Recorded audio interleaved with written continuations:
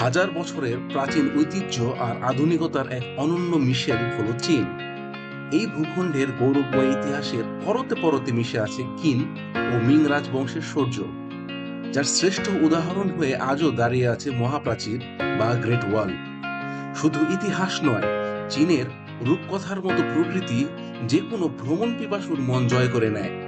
তা সে চাংচিয়া চিয়ে এর আকাশচুম্বী পাহাড় হোক, কিংবা লি নদীর শান্ত জলে কুইলিন এর মোহনীয় রূপ। এই দেশের মানুষগুলো যেমন পরিশ্রমী, তেমনি তাদের স্বভাব অত্যন্ত মার্জিত এবং সুশৃঙ্খল। ভোরবেলায় পার্কে সমবেত হয়ে থাই চি অনুশীলন করা, কিংবা অতিথিদের আন্তরিকতার সাথে চা পরিবেশন করা তাদের শতাব্দী প্রাচীন অভ্যাসেরই অংশ। লাল লণ্ঠনে বর্ণিত উৎসব আর ড্রাগন নাচের ঐতিহ্য চীনকে করে তুলেছে বৈচিত্র্যময়। তবে চীনের এই আসল সৌন্দর্য আর গহীন সংস্কৃতিকে অন্তর থেকে অনুভব করতে চাইলে চাইনিজ ভাষা বা ম্যান্ডারিন শেখা অত্যন্ত জরুরি।